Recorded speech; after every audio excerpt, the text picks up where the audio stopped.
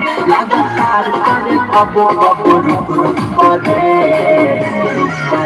हमर दुनु पालू साला धुक करे दुनु पालू वाला धुक करे पत्थर में संभाल के गोलू बिशुनपुरी छोड़ा जाना डॉक्टर पार के माई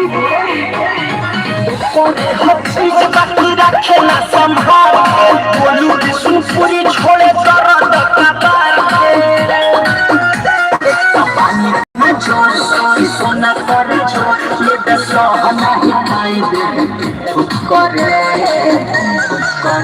हमर दुनु पालू साला धुक करे हमर दुनु पालू वाला धुक करे अर्थिंग में पानी डालो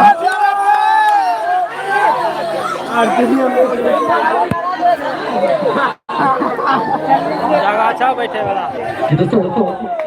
अच्छा लगा जो ताली बैठे वाला जगह लग रहा अच्छा नहीं ये दोस्तों गाना है कोई कुर्सियों की चाहत में हो रहा कोई यूनिफॉर्म को बनाओ अजीब सिलसिला है ये जिंदगी का कोई घुस ये जिंदगी में हो दोस्तों अब आप लोग पीछे आइए मिस राखी रानी दोस्तों मिस राखी रानी एक रिकॉर्डिंग का नाम है क्या नाम है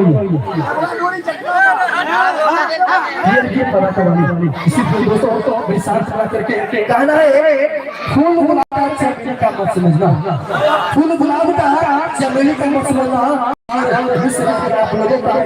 दूसरे का मत समझना दूसरा सुनना चलिए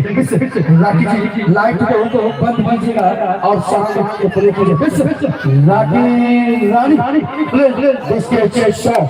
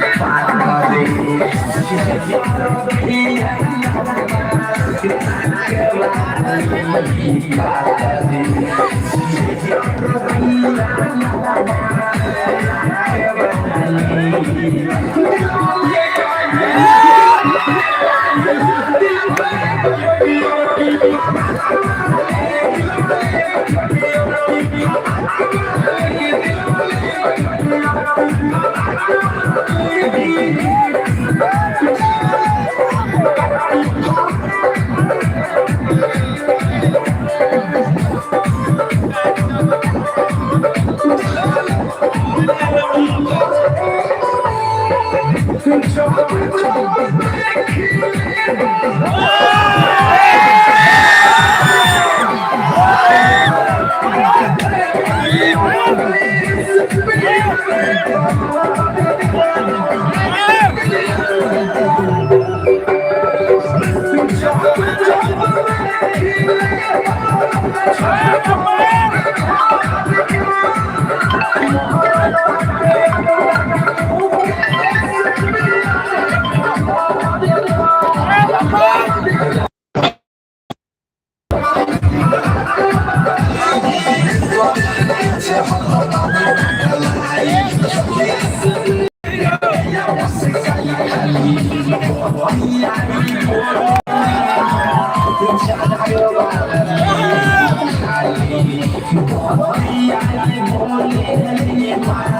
Jangan